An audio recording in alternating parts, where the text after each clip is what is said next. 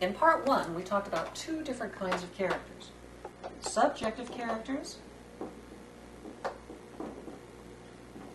and objective characters.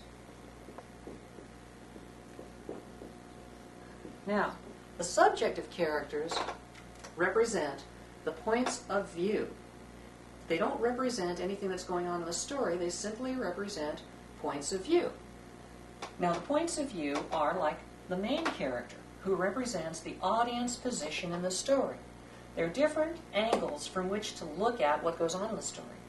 But the objective characters, by the name objective, you can get the idea that it's more of a stand-off view, a looking at view, than a looking from view. And these objective characters are when we look at the characters by their function. Now, I don't want you to think there are actually two different kinds of characters per se. A character who is an objective character can also be assigned a subjective point of view. So that if you have a protagonist, for example, who would be an objective character, that protagonist might also be the main character. So that would be when you would have a typical hero, or the beginnings of a hero.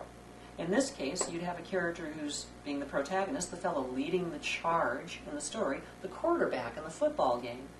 And you position the audience so that they stand in his shoes, or right next to him, depending on whether they empathize or sympathize. If they empathize, they're standing in his shoes. They feel as if they are that character.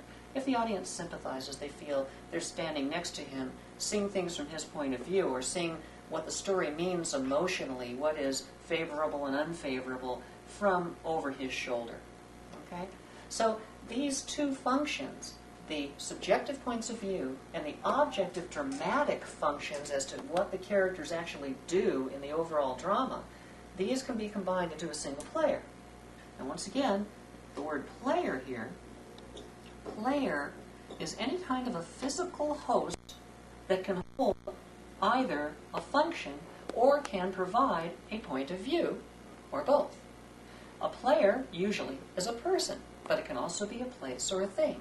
A player could be the shark in Jaws. A player could be the wind, if the wind is the antagonist, for example. Or, if you do a very unusual story and have everything done from the wind's point of view, this is what it feels like to be the wind. Dramatica allows for that too. So just because we talk about protagonist and antagonist, don't think Dramatica theory is limiting you, or even the software when you see who's the protagonist in the story, or what's the protagonist in the story. That protagonist can be any person, place, thing, any player, any physical host, or even an ethereal host. You know, ethereal, like Wheaties, that's ethereal, okay? Anyway, if you have any kind of an ethereal host, that could also perform a dramatic function in the story, being for something like a protagonist or against it, like an antagonist, pro and ant, okay? Or it could represent a point of view. Okay, now that we know that we've looked at these, and the reason there are the split between the two is simply because the quarterback or the fellow leading the charge does not have to be the audience position. The audience position might be someone on the sidelines, like we are mostly in real life. We're usually on the sidelines, not the person who is, in effect, pushing the action, but just a supporting, contributing person. Like this main character, for example, the main character audience position might be the sidekick who watches the protagonist and supports the protagonist in what he does.